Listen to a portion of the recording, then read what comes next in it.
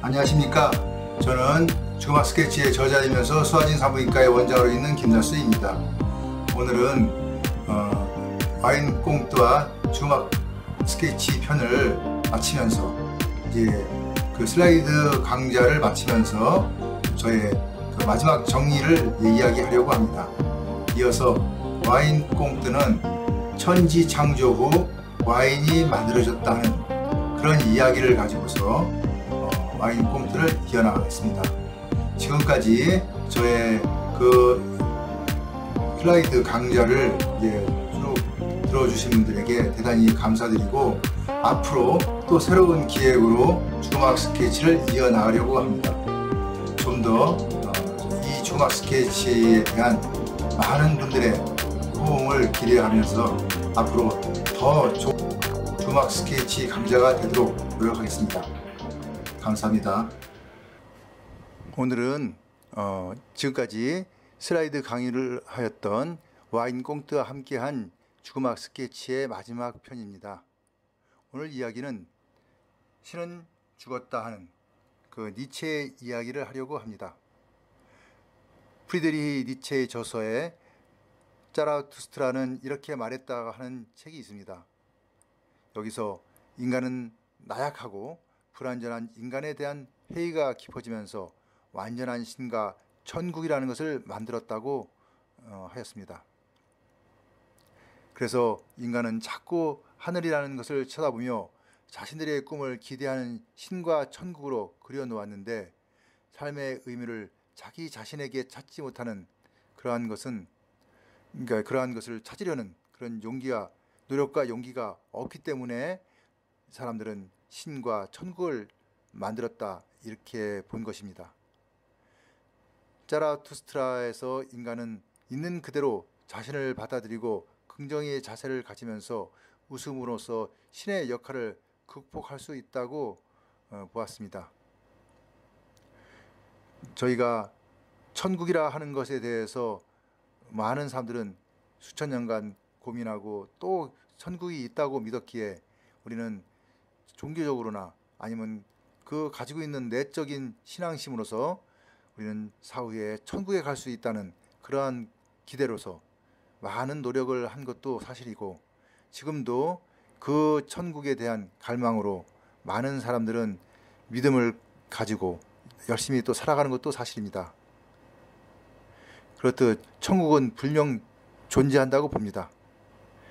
그렇지만 그 천국이 우리가 생각하는 저 하늘나라에 있다든가 어디 다른 곳에 있는 그러한 곳이 천국이 아니고 바로 지금 우리가 살고 있는 이 자체가 천국일 수 있다는 것에 대한 생각은 좀 부족한 것 같습니다.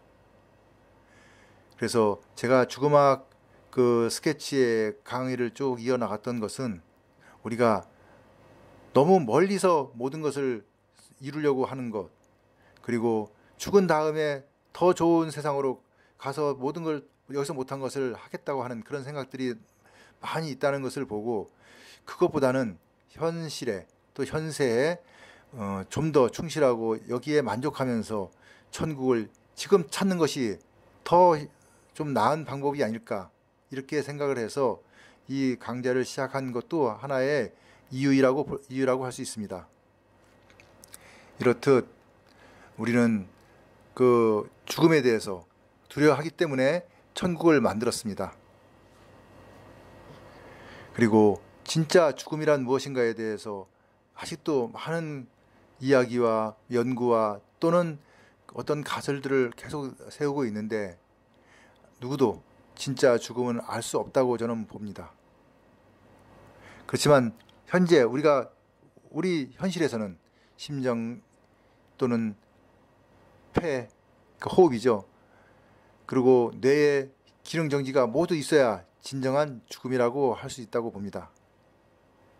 그리고 한번 죽으면 다시 돌아오지 않는다는 것, 이것은 확실한 우리가 죽음의 정이라고 할 수 있다고 하는데, 그 다음의 이야기에 대해서는 우리가 누구도 알 수 없기 때문에 너무 그런 거에서 그러니까 기대와 그런 바람은 얼마든지 가져도 좋지만, 그렇다고 그것에 너무 의존하는 것은 아니라고 저는 그렇게 봅니다.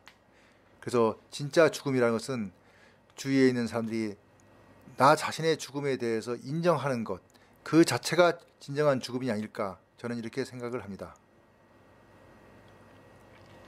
결국 그 심장사나 뇌사 후 그 자연, 그러니까 결국 우주라고 얘기하는데, 지금 현재죠, 이 우리가 살고 있는 모든 것에 그 자체가 환원이 되는, 죽어서 다시 그쪽으로 가서 흩어지고, 그리고 다시 또 그게 또 새로운 생명을 만들고, 이렇게 계속 그 서로 창조가 되고, 또는 하나의 또 진화가 이루어지고, 그러면서 또 다시 또 새로운 생명체가 만들어지는 그러한 그 자체가 존재하는 이 광장, 지금 우리가 살고 있는 이 광장이 하나의 천국, 저는 천국이라고 이렇게 이야기할 수 있다고 봅니다.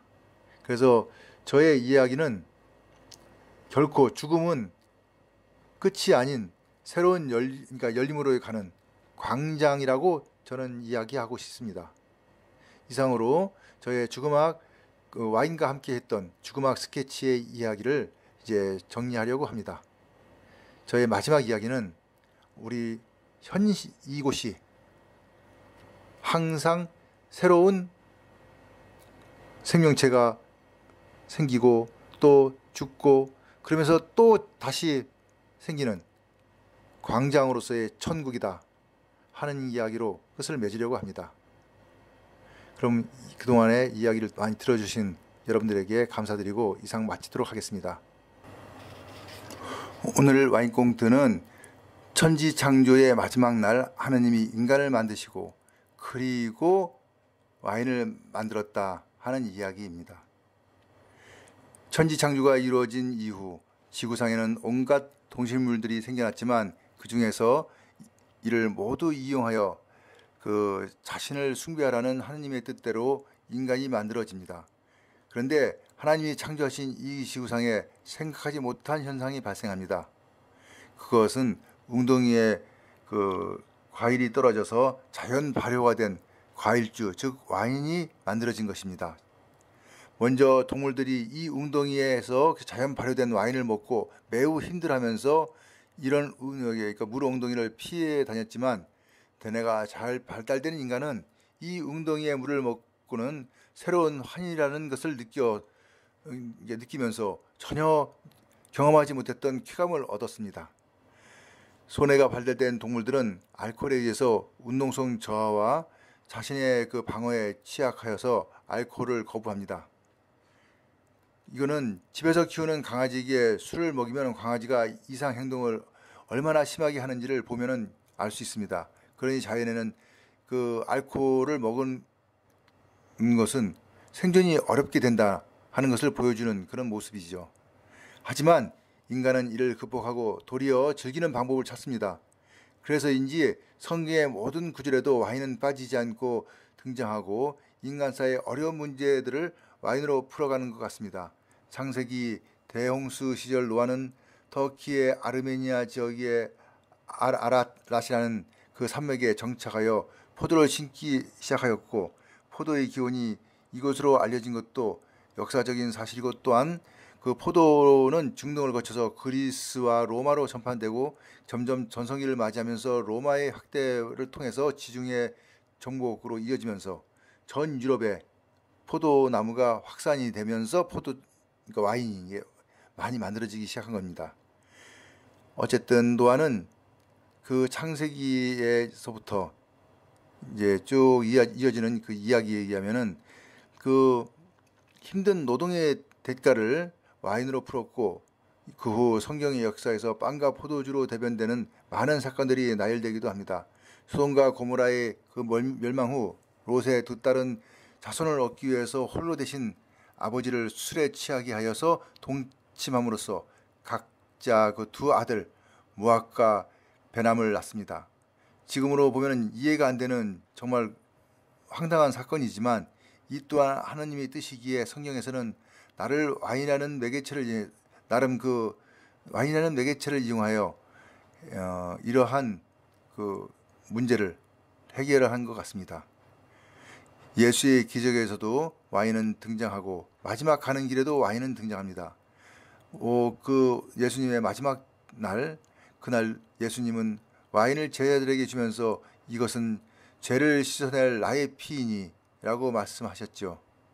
또 다른 예수님의 비유 중에 너희는 포도나무다 하는 부분이 있는데, 이는 포도가지가 열매를 제대로 맺지 않으면 솎아내야 한다는 비유이기도 합니다. 예수의 부활 이후 기독교의 전파는 곧 와인의 전파와 같았고, 지금도 그 영향으로 기독교 전파지는 대부분 그러니까 포도나무를 심어서 와인이 생산이 됩니다. 우리나라도 100년 전 기독교의 전파와 함께 지금의 해화동 인근에 포도나무가 심어졌지만, 다습한 기후와 너무 많은 국가적인 혼란 등으로 당시 심었던 포도나무는 대부분은 사라집니다. 한 손에 성경과 한 손에 포도나무 줄기를 가지고 신대륙을 향하던 당시의 유럽인들의 모습은 고난과 더불어 희망에 들떠 있었을 것입니다. 어찌됐든 이러한 과정을 통해서 전 세계적으로 포도나무, 그러니까 와인을 생산할 수 있는 포도나무들은 퍼져나갔습니다. 그 덕분에 우리는 새로운 지역의 많은 와인들을 접하고 즐기게 되었으니 지금 생각하면 고마울 따름이죠. 우리는 프랑스와 신세계 와인들에게 너무나 빠져서 중동이나 서남아시아에 와인이 있다는 것도 잘 인식 못하고 있습니다. 우리가 아는 것은 대부분 신대륙의 와인, 아니면 구대륙의 프랑스, 이태리, 스페인의 와인, 이 정도만 이제 알고 있죠. 그러나 우리가 레바논에도 샤또 무스라는 좋은 와인이 있고, 이스라엘에도 골란 하이치라는 와인이 있으면서 우리를 많이 즐겁게 해주고 있습니다. 최근에는 서남아시아의 그루지아 와인들도 일부 우리나라에 수입이 되어 들어오고 있는 그런 경향이 있습니다. 그 외에도 조지아라든가 이제 기타 우리가 동구권의 동유럽이죠. 동유럽의 와인들도 우리에게 소개되고 있고, 또 남부 유럽, 그리스의 와인들 같은 것도 이제 소개되고 있는, 그래서 다양한 세계 각국의 와인들이 우리들의 이제 입맛에 이제 맞추려고 노력을 하고 있는 것 같습니다. 어쨌든 우리는 기원전 4000년 전부터 와인이 있었다는 서남아시아의 와인을 보면은 좀 토속적으로 만드는 항아리에다가 이렇게 만들어 있는 그러한 모습을 보면은 이게 원시적인 와인의 모습이구나 하는 것을 알면서 와인의 역사가 참 길구나 하는 것을 지금도 느낄 수 있는 그러한 좋은 경험이라고 할 수 있겠습니다.